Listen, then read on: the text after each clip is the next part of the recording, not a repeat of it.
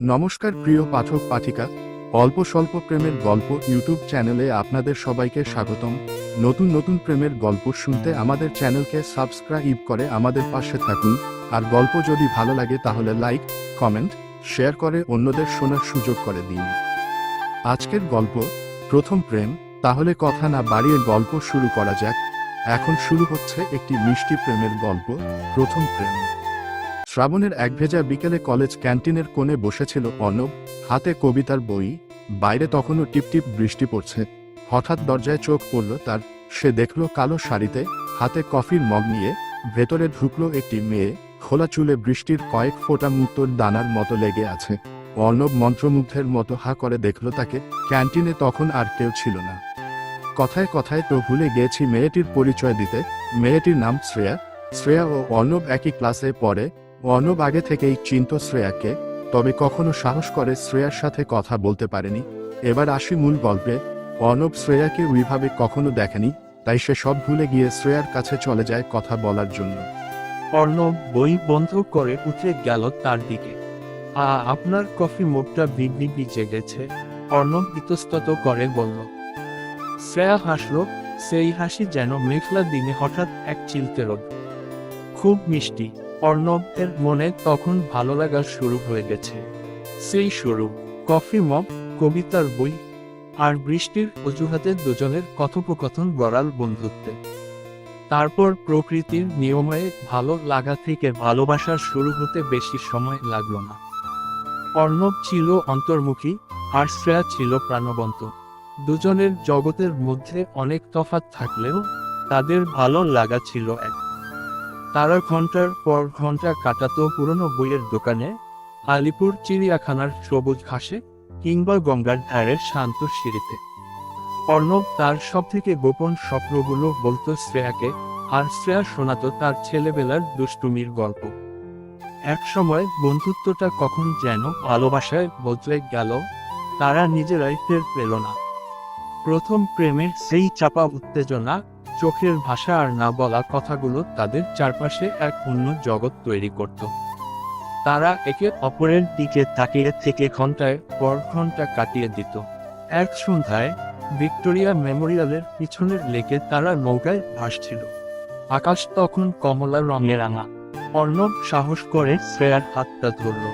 শ্রেয়া, তার গলা কাঁপছিল, তোমাকে ছাড়া আমার সব কবিতা অর্থহীন। শ্রেয়া তার হাতটা শক্ত করে ধরল, চোখে জল। আমিও তোমাকে ছাড়া আমার পৃথিবীটা ভাবতে পারি না অর্ণব। সেই দিন থেকে তারা আমরা হয়ে গেল। তাদের প্রেম ছিল সব থেকে খাঁটি, কিন্তু জীবন সব সময় সহজ হয় না। তাদের জীবনে সেই সময় এসে উপস্থিত হলো। অর্ণব ভালো চাকরি নিয়ে বিদেশে চলে গেল। হাজার হাজার মাইলের দূরত্ব তাদের মাঝে দেয়াল তুলল। প্রথম দিকে ফোন আর চিঠিতে তাদের সম্পর্ক জীবন্ত রইল, কিন্তু ধীরে ধীরে কাজের চাপ আর সময়ের ব্যবধানে যোগাযোগ কমতে থাকলো। শ্রেয়ার মনে সন্দেহ দানা বাঁধতে শুরু করল। অর্ণব কি তাকে ভুলে যাচ্ছে? সে কি বাইরে গিয়ে অন্য কাউকে আপন করে নিয়েছে? তাই হয়তো সে তাকে সময় দিচ্ছে না। অর্ণবও একা আর নতুন পরিবেশে মানিয়ে নিতে গিয়ে ক্লান্ত হয়ে পড়ল। এক বছরের মাথায় তাদের মাঝে একটা চাপা অভিমান তৈরি হলো। তাদের ফোনালাপগুলো মিষ্টি কথা থেকে ক্রমশ নীরবতা আর ছোট ছোট ঝগড়ায় পরিণত হলো।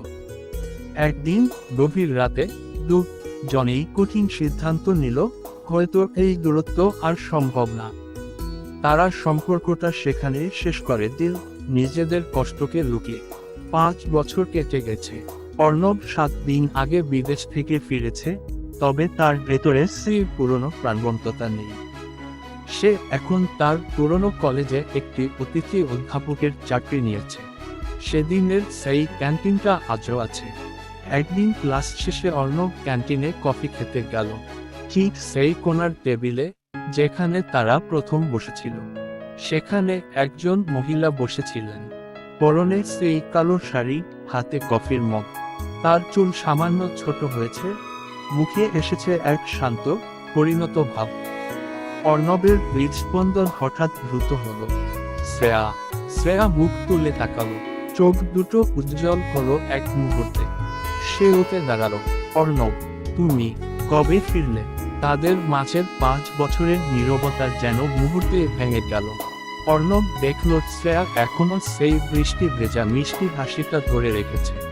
শ্রেয়া জানালো শ্রেয়াও এখনও তাদের কলেজে অধ্যাপনা করে। তারা একে অপরের দিকে তাকালো। সেই পুরনো ভালোবাসা তখনও তাদের চোখের তারায় জ্বলজ্বল করছে। হয়তো সময় আর দূরত্ব তাদের আলাদা করেছিল, কিন্তু তাদের হৃদয়ের যোগসূত্রটা ছিন্ন করতে পারেনি। অর্ণব ধীরে ধীরে এগিয়ে গেল। এই 5টা বছর যেন আমার প্রতিটি কবিতায় অসম্পূর্ণ ছিল। শ্রেয়া চোখের জল মুছে হাসল আর অর্ণবকে বলল, আমার কফির মুখটাও এই 5টা বছর একাই ছিল। তারা আর কথা বলল না।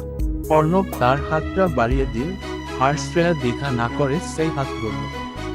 ক্যান্টিনের জানালা দিয়ে আসা পরন্ত বিকেলের রোদ তাদের দুজনের ওপরে এসে পড়ল। জীবনের দীর্ঘ পথ পেরিয়ে তাদের গল্পটা আবার সেই প্রথম দেখার মতোই এক নতুন সকালে শুরু হলো। গল্পটি কেমন লাগলো জানাতে ভুলবেন না। প্রিয় পাঠক পাঠিকা, আমাদের গল্প যদি আপনাদের ভালো লাগে তাহলে অবশ্যই লাইক, কমেন্ট, শেয়ার করুন। আর হ্যাঁ, আমাদের অল্প স্বল্প প্রেমের গল্প চ্যানেলটি অবশ্যই সাবস্ক্রাইব করে পাশে থাকা বেল আইকনটি অন করে দিন, যাতে আমাদের গল্প এলে আপনারা আগে সেটি শুনতে পারেন। নিজেই শুনুন ও অন্যকে শোনান। ধন্যবাদ সবাইকে। সবাই ভালো থাকুন, সুস্থ থাকুন। নমস্কার।